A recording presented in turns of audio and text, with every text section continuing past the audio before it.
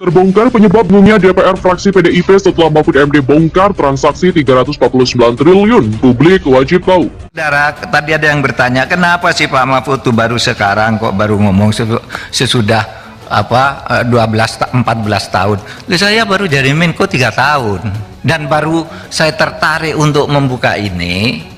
Sudah ada kasus Rafael itu, saya minta rekapnya deh, siapa sih? Nah saudara, nggak boleh buka yang itu, nggak boleh. Tetapi kalau saudara tanya rapat, kami ini 3 bulan sekali rapat nih dengan Pak Agus dengan semuanya. Apa pikiran kita tentang ini? Ketika bertemu, ternyata melaksanakan undang-undang tindak pidana pencucian itu sulit, sehingga protes kita tuh apa kepada rapat itu? Kenapa sih tidak pernah membangun kasus? Sudah ribuan kasus ini kok tidak membangun kasus? Hanya saja yang dipertanyakan orang, kenapa Pak Mahfud ngomong seperti ini setelah 3 tahun jadi Menko?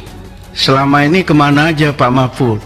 Termasuk pada saat yang paling krusial, RUU KPK yang dianggap nadi dari pemberantasan korupsi. Hampir tidak terdengar juga suara Pak Mahfud. Jadi sehingga tidak salah juga Pak Mahfud, orang menyampaikan ada apa dengan Pak Mahfud. Ini berangkat dari kesadaran apa Pak Mahfud lagi menari di atas panggung supaya ada yang melamar. Profesor Mahfud MD mengungkapkan kasus ini, dugaan pencucian uang 349 triliun ke publik untuk mengungkap kasus kejahatan. Tapi kok ada anggota DPR yang malah mengancam-ngancam Profesor Mahfud MD dengan alasan yang macam-macam. Dari soal yang katanya tidak punya kewenangan, yang dengan alasan bukan tusinya. Trimedia Panjaitan selaku anggota Komisi 3 DPR fraksi PDIP akhirnya buka suara terkait anggapan yang menyebut DPR bingung akibat ulah Mahfud MD membongkar transaksi senilai 349 triliun. Diketahui Trimedia merupakan salah satu anggota di dalam rapat yang digelar antara Komisi 3 DPR dengan Mahfud MD selaku Menko Polhukam. Trimedia mengaku bahwa dirinya belum pernah melihat anggota DPR yang terlibat tindak pidana pencucian uang seperti dikatakan Mahfud MD, sehingga menjadi gelisah apabila kejahatan tersebut dibongkar. Meskipun demikian, Trimedia mengatakan pihak DPR baru mengetahui bahwa Mahfud MD merupakan seorang Ketua Komite Koordinasi Nasional Pencegahan dan Pemberantasan TPPU. Anggota Komisi 3 DPR itu juga mengaku jika dirinya belum pernah mendengar pembicaraan mengarah ke hal yang mencurigakan pada kalangan pimpinan Komisi 3 DPR terkait TPPU ini. Berdasarkan keterangan Trimedia, pihak Komisi 3 DPR bingung karena Mahfud MD yang merupakan seorang Menko Polhukam malah melakukan aksi pembongkaran soal transaksi mencurigakan yang di luar tugasnya. Diberitakan sebelumnya telah digelar rapat antara Komisi 3 DPR dengan Komite Koordinasi Nasional Pencegahan dan Pemberantasan TPPU yang berlangsung pada Rabu 27 Maret 2023.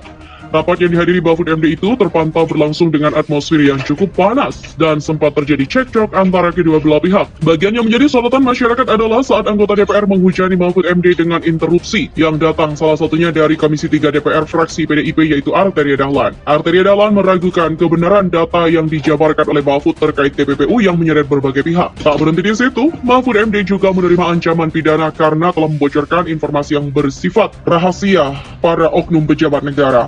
Presiden Asosiasi Ahli Pidana Indonesia AAPI, Dr. Muhammad Taufik menyoroti sosok anggota Komisi 3 DPR RI, Arteria Dahlan, yang sempat heboh karena berani menggertak Menko Polhukam Mahfud MD. Gertak-menggertak itu terjadi saat Mahfud rapat bersama Komisi 3 DPR RI untuk membahas soal temuan transaksi mencurigakan 349 triliun di Kemenko. Menurut Taufik, kontroversi terkait transaksi janggal 349 triliun sudah lama dimunculkan oleh Arteria Dahlan yang diduga bermain sendirian.